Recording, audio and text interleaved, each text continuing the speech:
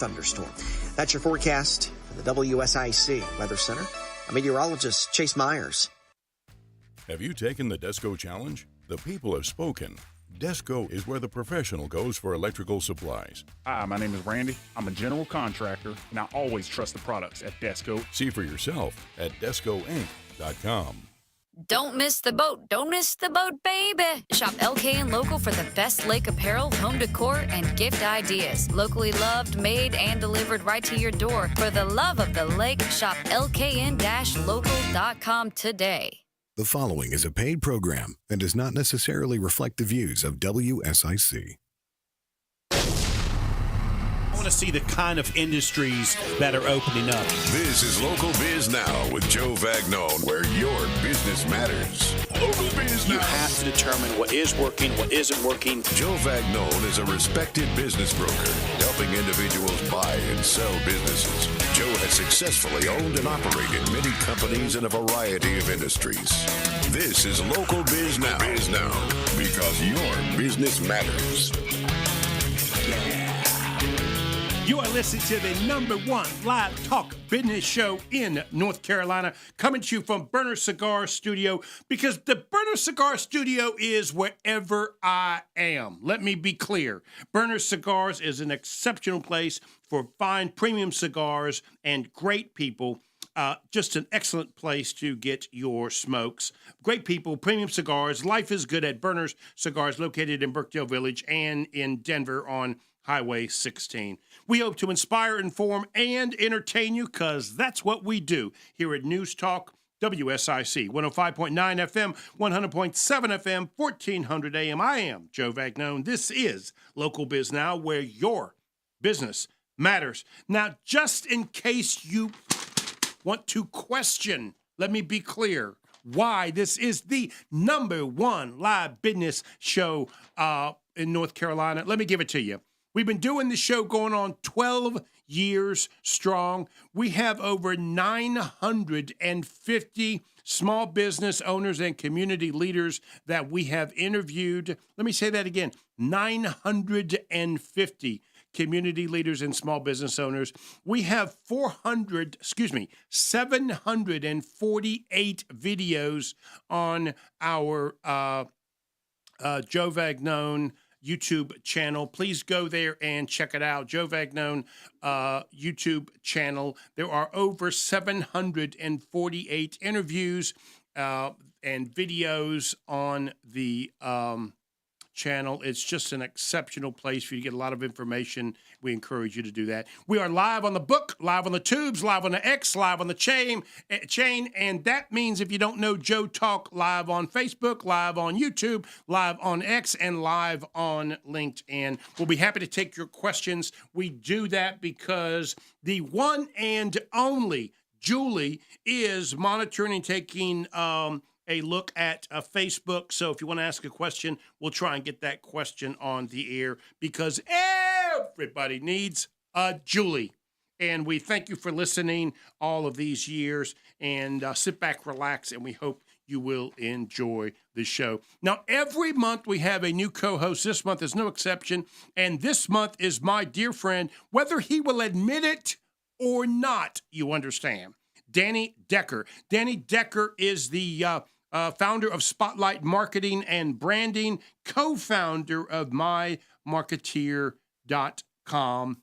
Danny, my friend, thank you for being here, buddy. Yeah, Joe, it's always good to be here. I've been looking forward to this all week. So, Danny, we met years ago, and you've now officially written 2 books on marketing.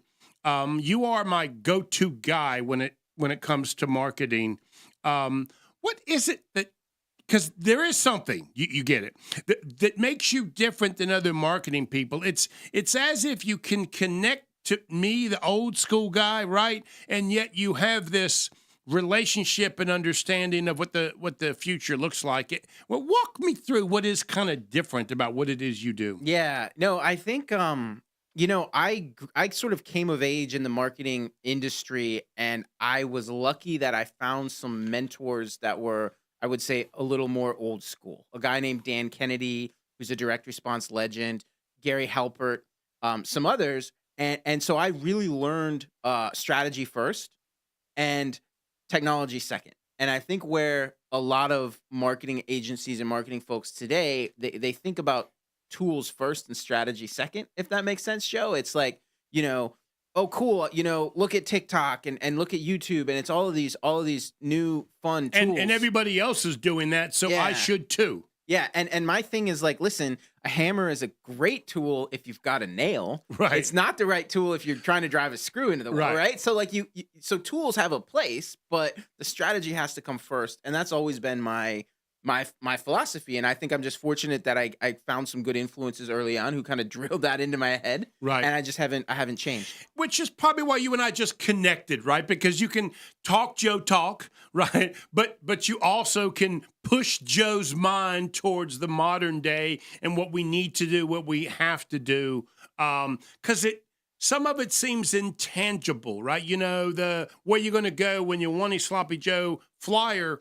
That is a tangible marketing concept that I get, right? Yeah. Then when I talk to you, all of a sudden, it's on the tubes, it's on the X, it's on the book. That is this intangible thing that is happening. And so the difference between the two means there's a different way to communicate and a different strategy to reach ultimately the one person we need, the buyer profile we're looking for. Yeah, but what's awesome about that, and I've talked about this before, is like, to me, there's really just three factors for any marketing campaign. It's your market. Who's your ideal? You use, I think, buyer persona is how you refer to it. It's like, you got to know who your buyer is. You got to have a message.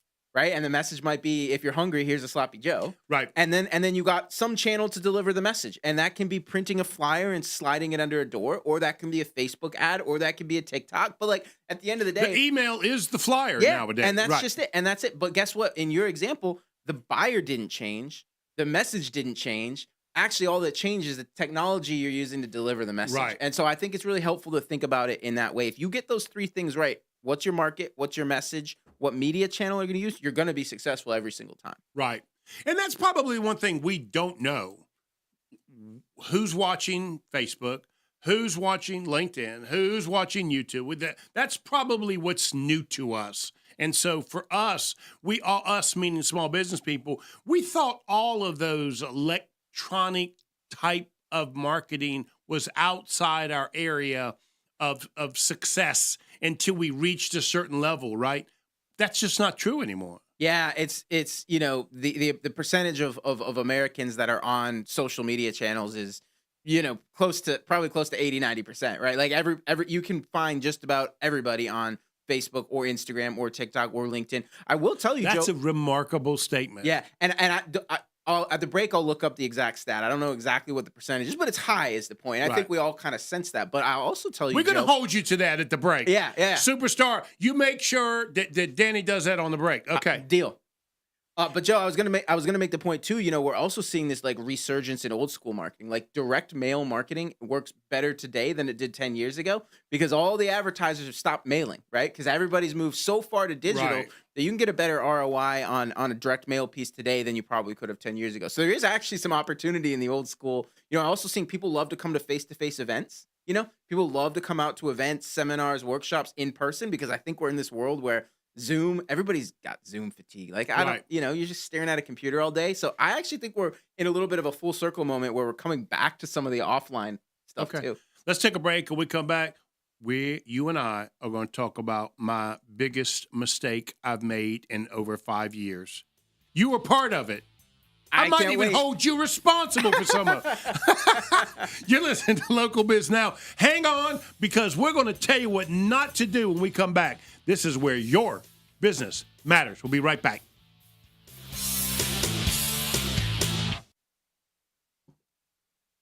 See what the Terminator says. What percentage of Americans have a social media platform?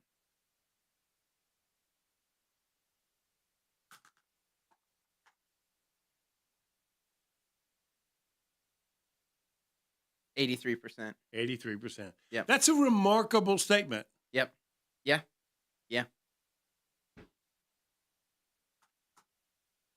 Okay.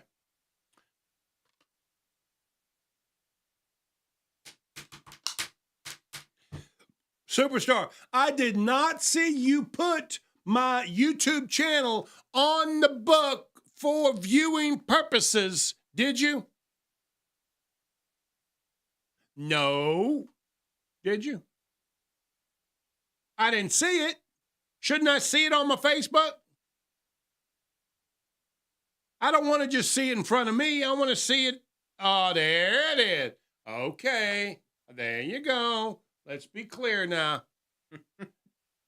I mean, I always got to stay on top of him.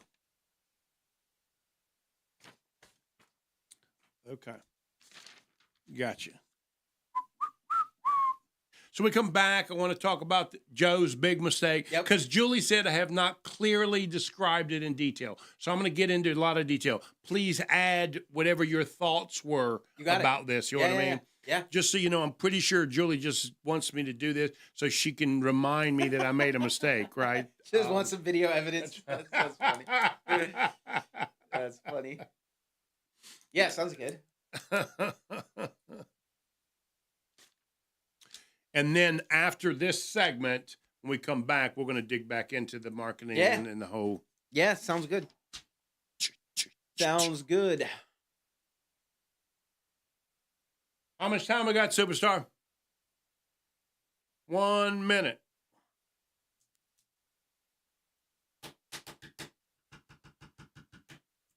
They hate me in this studio. Why is that? Because what's the word they used? Spoiled. I think that's the word they used. Because at the old studio for years, they did whatever I asked. And of course, I'd never been on the radio before, so as long as they kept doing it, I kept asking for it, right? Yeah. I bet you're the only host that brings food for them every time, though. I remember that going all the way back to the Statesville days. You'd always show up with some fast food in the morning. That's right. All right, Superstar, let's do it. Bring Dad in for Father's Day. Walk-ins welcome. Reservations encouraged. Visit palomacocktails.com. Local Biz Now with Joe Vagnone continues now on 105.9 100.7 WSIC. Local starts here. Yeah. This is the #1 live talk business show in North Carolina. I promise you, it is because we inspire, inform, and entertain you. We've been doing it for over 12 years. We have 950 owners, community leaders that have been interviewed. We have over 748 videos on my exceptional, sexy YouTube channel. Go to Joe Vagnone on YouTube. Matter of fact, the Superstar was worth anything, even a nickel. He'd have that scrolling right now on the Facebook for people to see. If he was any good, that is, by the way. We are live in the book, live in the tubes, live on the X, live on the chain. If you don't know Joe Talk, that is Facebook, YouTube, X, and on LinkedIn as well. So please tune in. Julie is on Facebook monitoring this. So if you got a question, please feel free to drop it in. I'll be more than happy to do that. Okay. Superstar's got the scrolling happening. All right, now. All right, at that. Superstar. We appreciate that. Thank you very much. Okay, so here. Most of you that listen to the show know that I've made a mistake a while ago, and I got involved in a operation. It's called Fulfilled by Amazon. It's called FBA. It's a very common way to participate in online retailing. But Julie is saying, Danny, that I have not completely explained my massive failure, right? I think part of it is she enjoys me describing my massive failure. Because, Danny, you know me. I am the finest small businessman on the planet. There is nobody that walks the walls of Cornelius that doesn't think Joe Vagnone is the small business man. You understand that? Valid. In fact, our tagline here at joevagnone.com is absolute. Well, our first tagline is, if Joe and Julie can't sell it, nobody wants it. That's our first tagline. But the main one is, Joe is the real deal for small business. Yeah. So I'm the man. Can we just acknowledge that before we go any further? Absolutely. I think your track record speaks for itself. That's right. And I love telling people, and it's on my website, I have bought and sold, owned and operated more small businesses than anybody you're going to meet. Now, that's such a fun statement. You know, I like saying that. I'm sure there's plenty of people that have, but I'm going to make you prove it, right? You know what I mean? And just so you know, that number's 392 last time Julie and I counted. All right. It's a lot, right? So I say all that, right, to beat my chest. Joe's the man. And yet still, we all can make legitimate mistakes. So I'm going to talk about this mistake, and I'm doing it in front of you, Danny. Number one, because I think it's your fault, Dan. I got to blame somebody. Okay? I was waiting for that. But you were part of it, right? Like I pulled you in because I thought so much of you and the deal that I wanted to be involved in. And it seemed on its face like a really great opportunity. So I get it. So let's describe the deal, right? So here's what happened. I had two gentlemen that contacted me through LinkedIn, and they said, "Hey, Joe, we believe you to be one of the best brokers in North Carolina, Danny." I jumped on that. I had a little Donald Trump in me. You Got know, my attention right flatter there, me right? up. Hey, guys, you must be really smart to think that. Okay, they got me, right?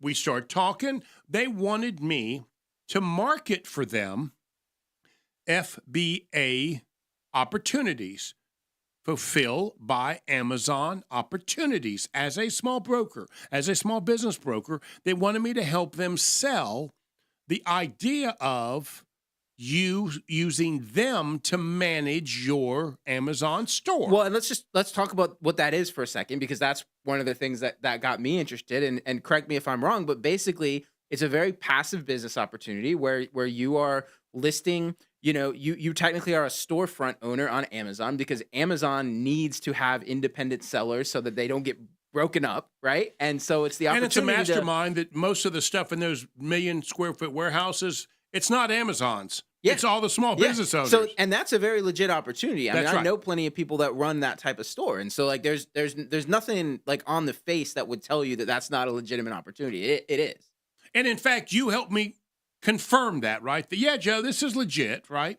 And so the fulfillment by Amazon means you don't have to bring the stuff the inventory into your garage, pack it, and then ship it out to somebody. Amazon will do that for you.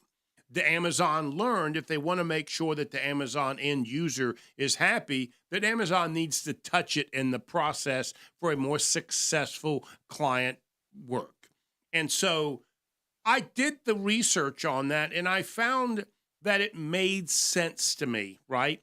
I also did the research and found that there were a lot of people selling these types of, let's call them managing services, right? And some of them, they had these little videos on websites, and I looked at them and I thought, I wouldn't give you a nickel, you know, and they're telling me that they're managing this business, and it made me uncomfortable.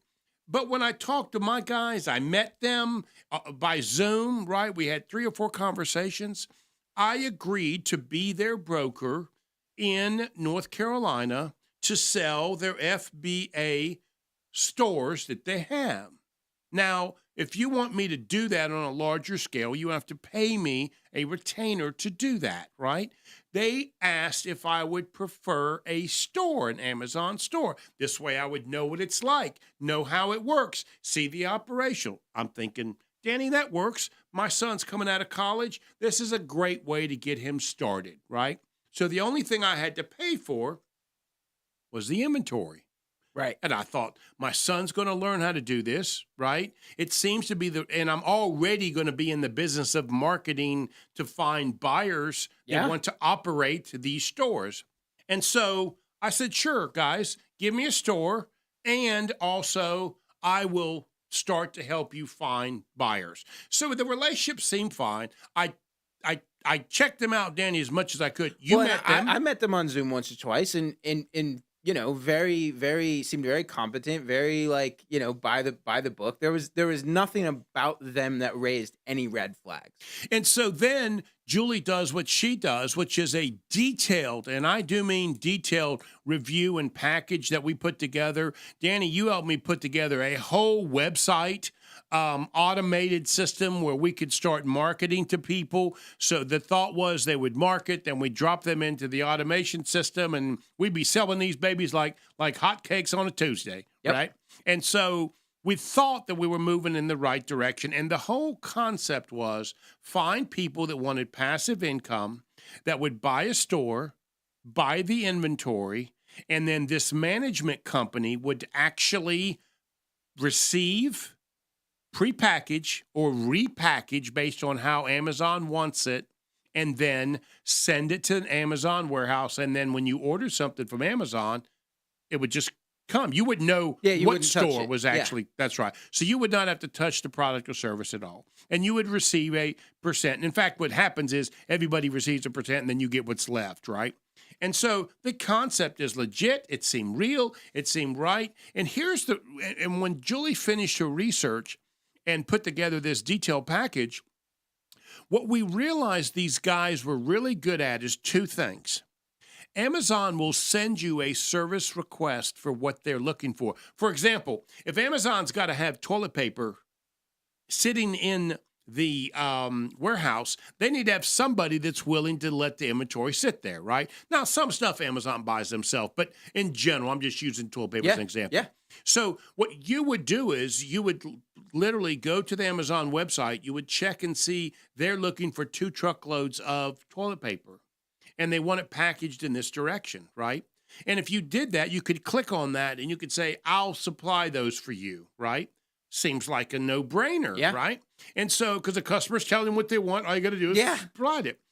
And the secret here is you got to be able to take it in, repackage it so that it fits whatever the size is that Amazon wants.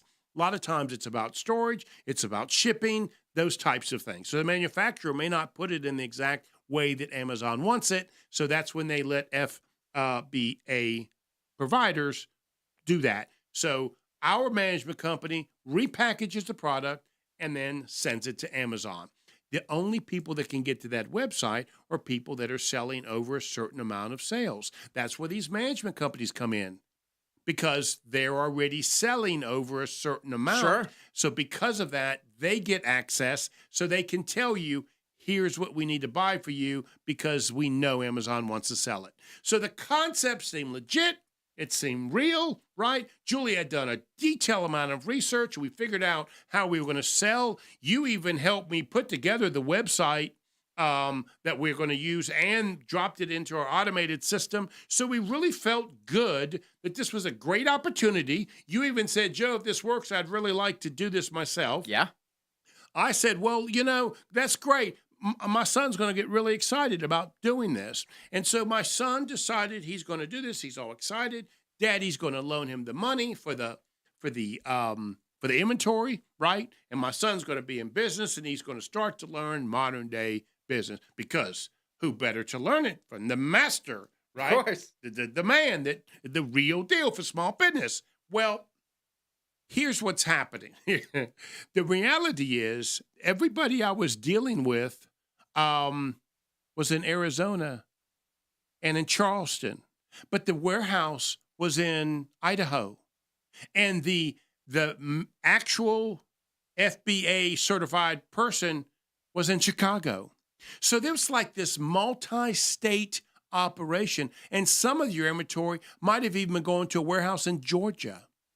So when we come back, I'm going to tell you where the problem actually began and what you really need to look for in this process. Because it is legit. I don't want to beat up on, fulfilled by Amazon itself. Right. It's the management company that we're now going to talk about and the problems that came with that. You are listening to Local Biz Now. Yeah, okay, this might have been a mistake, but I'm going to help you how to avoid it. This is Local Biz Now, where your business matters. We'll be right back. It is a crazy story. So were those two guys? They were great guys. Okay, so the ones we met. Yeah. Were not the problem. Yeah. Okay. They had their own FBA businesses with this dude out of Chicago. And they're tech guys. And they said to the guy in Chicago, dude, why don't you let us find somebody? Let's start marketing these stores. Let's get you more of them, right? Mm-hmm. The guy says, oh, sure. Yeah, that'd be fine. And so they legitimately were trying to find a way to sell more. And then they were going to take a piece of the profit Right. that the manager was going to have. So those two guys were on the level. They were on the level. They what they did was misled you and I that they were the decision maker. They were not. And they misled us that they were managing the warehouse. They were not. They have nothing to do with the warehouse. Interesting. So we were not dealing with the actual owners of the management company. So they were dealing just with customers.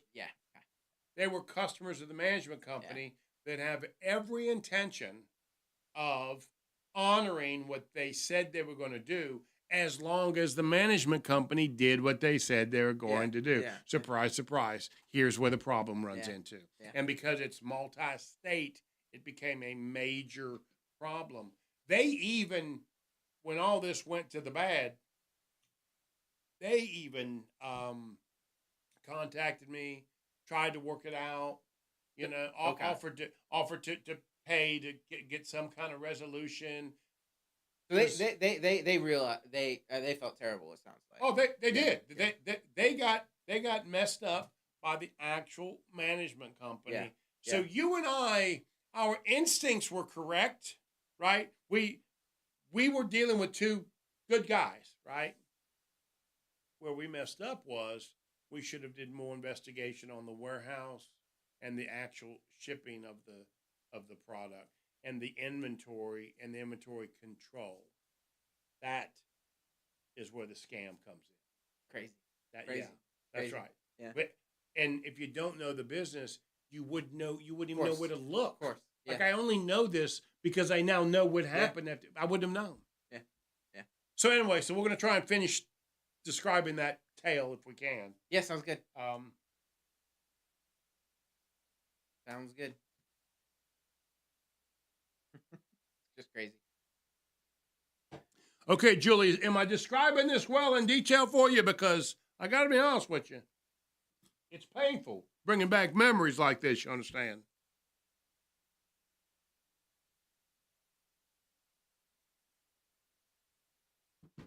Julie said, you repeat all that on the show. All right, we'll get into it.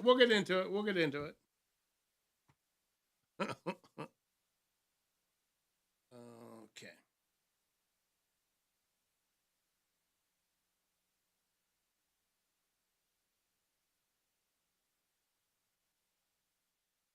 All right. All right, Julie, I'm going to keep the text line open for you if you want to add something, because this is the last time I'm talking about this. I'm going to be done with this after this. Okay. Very good. Julie loves my mistake. You and Julie staying busy, it sounds like? Staying real busy? This may be the best year I've ever had as a broker. Honestly, it is probably one of the most difficult to manage the buyer and seller divergence that's happening because everybody's confused. Everybody's unsure. They don't know what the future is like. Thanks. But they're positive. You know what I mean? Yeah. It's not a confused and uncertainty and reluctance to do anything. They're positive. They're just trying to figure out where and how.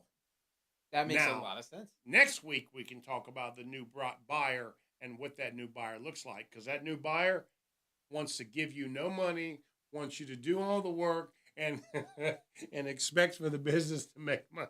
I mean, it's a no money down kind of buyer out there. They're learning that on the internet. Interesting. Yeah, that'll be next week. All right. Yeah. All right, let's do this.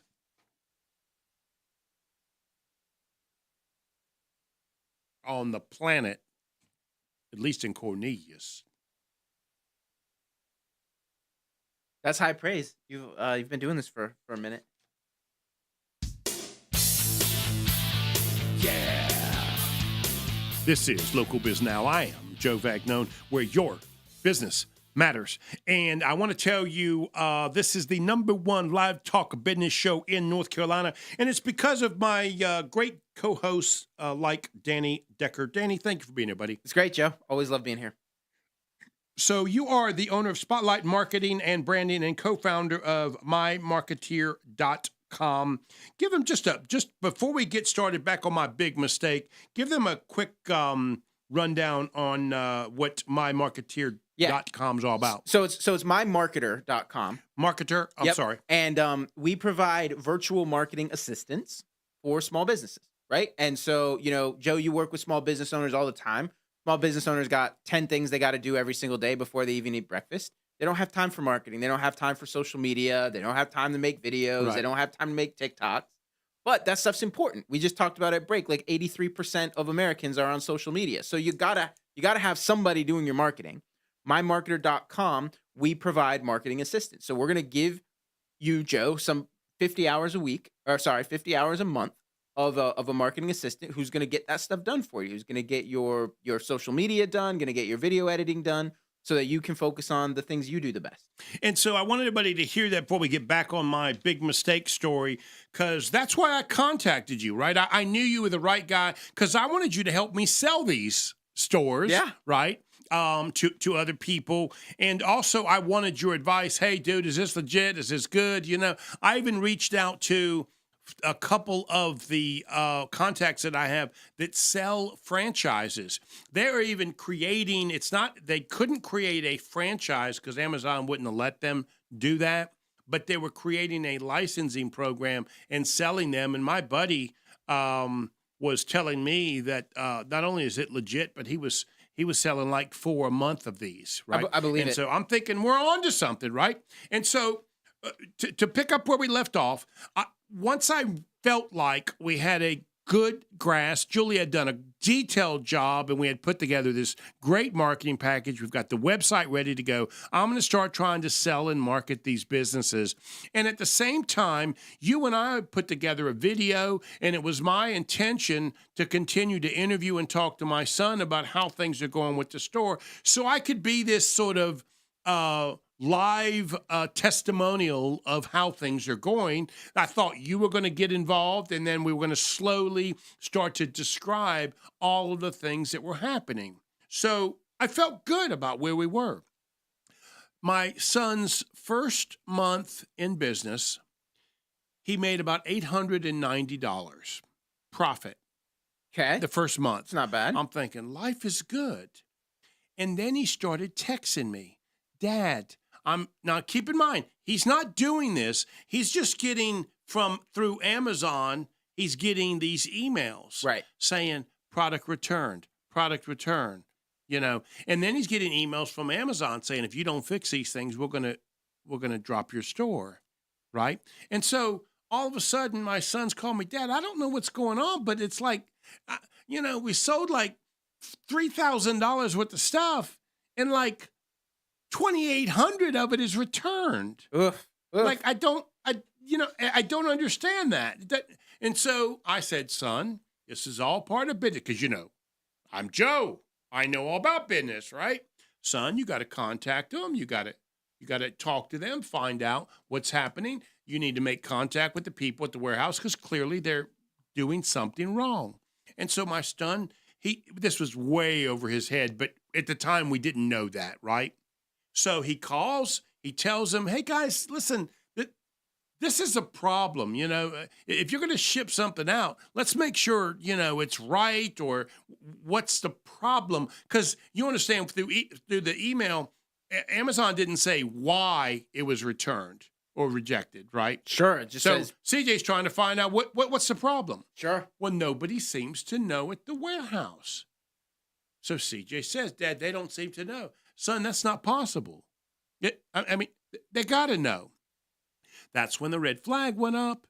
So then we started asking questions about, where is our inventory? What is our inventory? What did you buy for us that you're going to resell that's going to make us $1,000 to $3,000 a month passive income. Because whatever it is you're selling or sending the clients, they're returning. That's when we received no answers. And the contacts that you met, that I knew, we're contacting them. They're great guys. They're trying to find out also. They don't know because they've had a successful business for years with this same management company. And then I said, whoa, whoa, whoa. You're not the management company? No, we work with the management company. We're just going to help him sell more units. And it was at that moment that I realized the warehouse is separate and the management company is separate, owned by different people. And we weren't actually, and Danny, we'd never met any of the people that was actually doing the work. Yeah. So that was our first mistake. We didn't follow through on who is actually doing the work, right? Once we realized that the warehouse is probably 80%, then the administrative side is another 25%, which you'll handle by 2 different people. And then we started to do research and realize they have no intention of telling us what product we have or where it is. And that's when you've got a problem. And that's when Joe stepped in, right? You know? Yeah. And so I said, guys, I'll tell you what, if you can't answer my question of where my inventory is, just send me back my money. We're done. Okay? Well, from that point on is where everything started to get hostile, right? And the 2 guys that were trying to facilitate this were no longer able to control it because they didn't have the inventory. They didn't know what the inventory was themselves. So they're probably trying to help you out. They were making phone calls. They were trying to get this guy and getting nowhere. So this is the point that I want to teach people that are listening, right?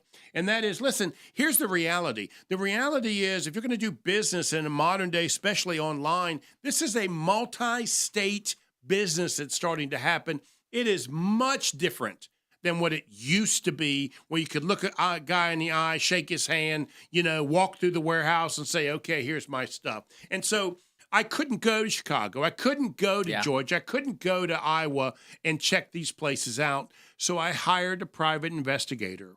And private investigators have these networks all over the country. So essentially what happens is they become your eyes and ears, right? And they do it in kind of a cool man fashion. I want to use another word, but I'm not going to, right? You're sending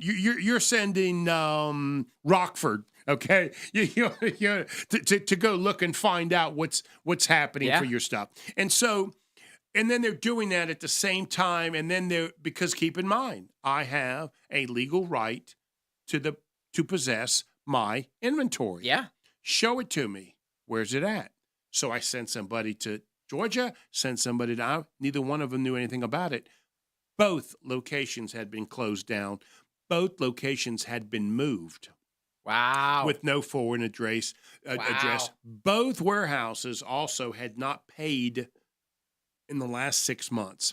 So then we started to learn, this is all through the private investigators, that the concept was they go to a warehouse, they work out of the warehouse for 6 to 8 months, they don't pay, they pack everything up and they move it someplace else. And that's really easy for them to do because you understand what they're doing is they're shipping the stuff to Amazon anyways. Yeah. So once they get to the low enough inventory, they're good. Yeah. Just close this warehouse down. Let's go move to another one. And so they had no occupancy costs. They thought they were brilliant, right? They thought they were smart.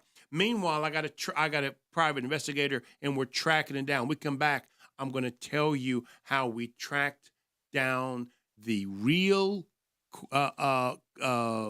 evil person in all of this through his wife, who was a successful dentist in Chicago. Wow. I'll show you the interesting part of this story. You are listening to Local Biz Now. I am Joe Vagnone. Every now and then I make a mistake, and we'll fill you in on how that ends. We'll be right back.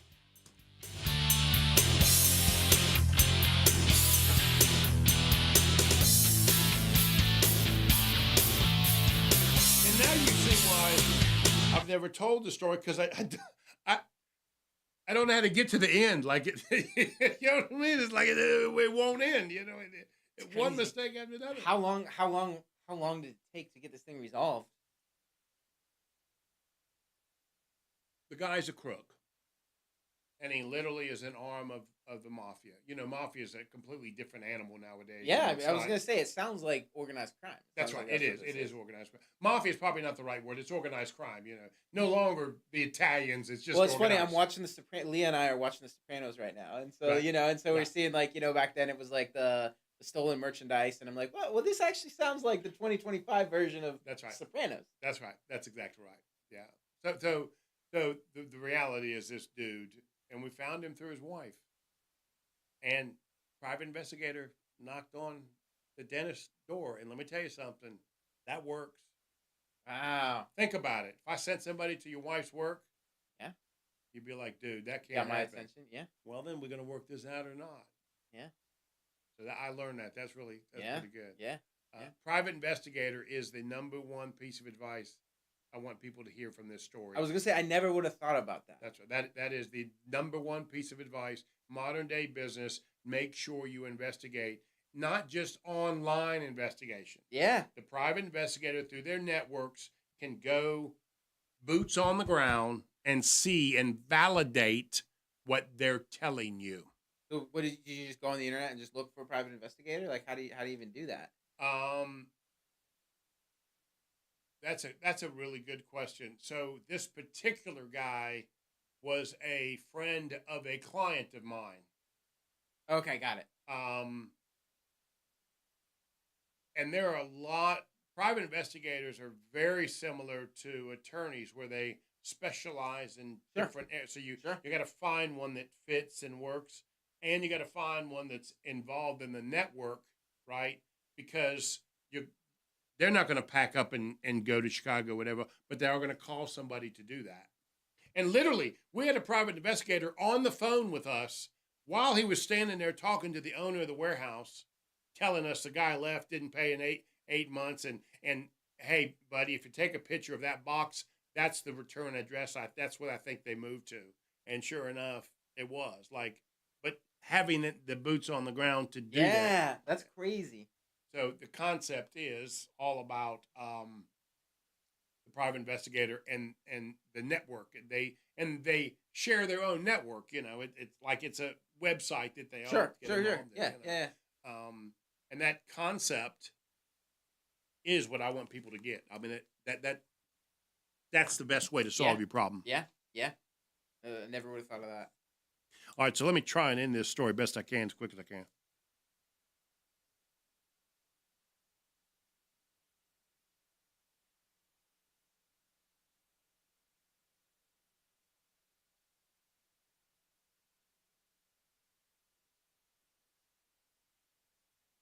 Superstar, you told me.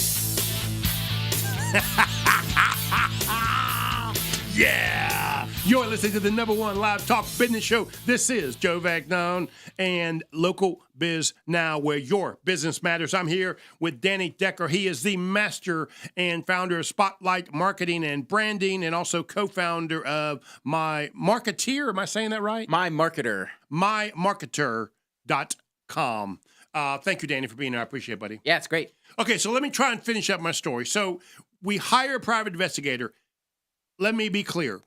That is why this ended well for me. I hired a private investigator to do research on all of the players involved because I clearly did not do a good job of that at the beginning. I thought we did, Danny, but we only scratched the surface. And if we would have hired a private investigator, they would have asked 2 more levels of questions that we didn't ask. Yeah. Right? And shame on us, we didn't do it. And it's now after the fact, I realize I don't have any inventory, or they're surely not willing to give me any inventory. And we're talking about $20,000. And so what I did was I had my local private investigator work through his network, literally go to one of the warehouses in Iowa that had closed down, literally got in there, spoke to the owner of the warehouse. He was more than happy to tell us how much he hated these people, told us what he thought was a return address because there was a box laying on the floor there where he thought they moved to. And in fact, it was another warehouse that they had moved to out of state. And in fact, it's through that he that same private investigator then contacted the general manager of that warehouse. Keep in mind, that's a separate company. In other words, they weren't involved in what was happening. They just simply were managing a warehouse in the new facility that they had, right? Sure. So each one of these states are getting duped by somebody, right? And so the manager was more than happy to say, look, man, I don't know exactly where he is or what's going on, but I know we buy all the parts and supplies for a dentist office out of Chicago, which is outside of what we normally do for this Fulfilled by Amazon. They hire a private investigator out of the network to go to Chicago. Sure enough, the head dentist is our culprit's wife. Wow. So now we've got the culprit, we got the no account, no good for nothing bad guy, right? And we got it because the private investigator knocked on the door and spoke to the dentist, and of course was not loud, but made it clear that there was a problem, a fraudulent situation that needed to be corrected. Of course, she called her husband and said, you need to take care of this immediately. That is the first time we spoke with him or knew who he was. Wow. And we required him, we meaning the private investigator, required him to continue to communicate with us, and if not, they were going back to the dentist's office. That is the only leverage we had over him. Brilliant. You never would have got there without the PI. That's right. That's right.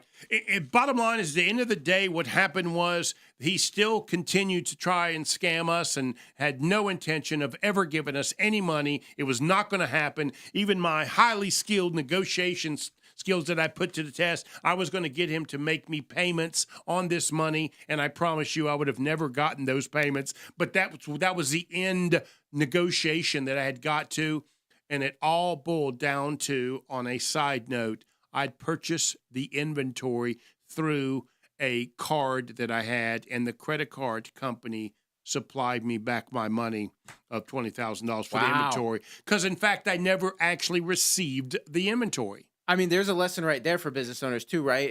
Is your credit cards have a lot of benefits, and, Yes. and if you're careful and you choose the right types of benefits, you get a lot of protection in scenarios like That's this. correct. That's correct. And I chose to use a specific, I have a black card, American Express card, MasterCard, that's used for travel. And this is specifically what happens where it's multi-state situations. They get involved, and so they dinged his account $20,000, and they gave me back my $20,000, and that is how this was resolved. But I'm okay, right? It ended well. But what I want people to hear is do more research on the front end. Hire a private investigator on the front end to ask the question, who are all the players? Who are they? What's their character like? And believe me, these private investigators know a lot more stuff than we know. They can dig deeper than we can dig. Yeah. And you're right, Danny. Try and pay where there's some way for recourse to happen. You might have to pay 2% on your credit card, but honestly, that 2% is like insurance. Yeah, 100%. That makes so much sense. And so anyways, I went through all that. I hope I didn't bore you. I hope people got a chance to understand. I'm not knocking Fulfilled by Amazon business. Yeah, it's a very real opportunity. That's right. It did not work out well for me because I chose the wrong management company. And the question I have for any of you thinking about doing this, how can you control the management company? Yeah. How can you control the inventory, which is your cash, right? And how are you going to be able to actually validate whether the inventory they're purchasing and selling is appropriate? Because we didn't even get in the fact that what they were doing was selling damaged goods to clients, picking up the cash, and they had no intention of repaying those people. But Amazon was making them do that. That's why they kept moving warehouses. It wasn't just to save money on rent. They were doing it because Amazon couldn't charge them because they would open up a new company store, right? And this is a big problem for Amazon. I mean, Amazon may do away with Fulfilled by Amazon because of these fraudulent people. It's crazy. Okay. Yeah. So I went through all of that because Julie thought you guys might want to hear it. I put Danny through that pain again because I'm blaming Danny for 22% of it. Anyways, that being said, Danny, we still got about 10 minutes or so of the show. I really want to go. I'm going to ask you a question. Yeah. So exactly what I went through on all my mistakes and everything that I did on the Fulfilled by Amazon business that didn't turn out well for me. That's how I feel about marketing today. In other words, us small business people, we think we know, we think we've got experience, but oh man, for some reason, we're missing one or two pieces, so we don't seem to be able to put the connection together. Help me do that. Help me put the connection together. At some point, you know, the great thing about marketing is it's an investment that should have a return, right? And sometimes that return, you know, sometimes the ROI on your marketing investment is you get leads from your website. Sometimes it's you get more referrals. Sometimes it's you make the phone ring. But before you go into a marketing campaign, whether you're working with an agency like mine or doing it yourself, you got to get clear on what is the return on your investment that you're looking for. And you have a conversation. You say, all right, well, how long is it going to take for these results to show up? And if they don't, you know, then you know it's not working. And you cut your losses, right? I think the mistake I see a lot of small business owners make is they jump into a marketing campaign. They think it's just going to be magic, right? The phone's going to start ringing. And when it doesn't work out, they're frustrated. And what really needs to happen is you have to have a conversation with your marketing team. You know, what's the strategy here? What is the results? What is the time frame? Like, how do I know if this thing is succeeding? Because listen, in all fairness, it sometimes takes a while to get a marketing campaign working. The very first website you put up, the very first ad you run might work, might not, right? And so from the business owner perspective, you know, you want to see performance indicators. Like, are we getting traffic to the website? Are we getting conversions? Are we getting phone calls? And so that's what it comes down to, is you have to be really clear on how are you measuring the success or failure of a marketing investment. So what would be the first step you would say for somebody that's had their business operating for about a year and a half, and they have gone through all of their family and friends, and, you know, in other words, they've done the marketing that they know to do, right? Now they're ready to expand their marketing a little bit further. What should that first next step be? Yeah, well, my question for them is going to be, who are your buyers? And they're going to tell me who their buyers are. And then my follow-up question is, do they know who their buyer is? And if they don't, that's the first thing they got to go figure out, right? And, you know, we work with businesses, you know, often who've been in business for a while. And one of the things I always say to them is, you go back and look at pull up your list of customers that you've worked with over the last 12 months. Circle your 5 favorites, right? And then what do those 5 have in common? And then that starts to help us. Oh, that's a great idea. Yeah, because otherwise, Joe, what I found is people start, if you just ask what's your perfect client, people make up these unicorns, right? They're so patient. They got a huge budget, you know, and it's like, okay, that sounds great, but that person doesn't exist. So the nice thing about telling someone, like, make a list of your last year of clients and then circle your top 5 is, guess what? Those are 5 real clients. Like, right. You know those people exist. And here's the 4 things that are hard to deal with. Exactly. And that's what, and here's their pain points that I know I have to deal with. Every Tuesday, they're going to call me and tell me they need X, Y, Z, or whatever. And then once you've done that, then the question is, okay, those 5 people and the other people like them, where do they spend their time? And guess what? You know how, you know, in today's day and age of magic technology, you know how you find that out? You pick up the phone and you call them and you ask them, right? There's no magic here. You just ask them, hey, you know, I've loved our business relationship. Can I have 10 minutes of your time? Maybe I'll buy you coffee or buy you lunch. But that's intimidating. It can be intimidating, but, like, that's how you get the real answers, right? And so you ask them, hey, like, are you on Facebook? Are you on LinkedIn? Right? And you start asking these questions and you figure out, where are these people spending their time? Maybe they're listening to WSIC on the radio. Maybe they still subscribe to the New York Times. Maybe they're on Facebook. But you get those answers, and then that's where you got to go advertise. So, Danny, if somebody wanted to reach you, my friend, how could they reach you? Spotlightbranding.com or mymarketer.com are my 2 businesses. Mymarketer.com is a great website. Mymarketer.com. That's how you can reach Danny Decker. You're the man, buddy. Thanks, Joe. This was awesome. You are listening to Local Biz Now. I am Joe Vagnone, and this is where your business matters. We will see you next week.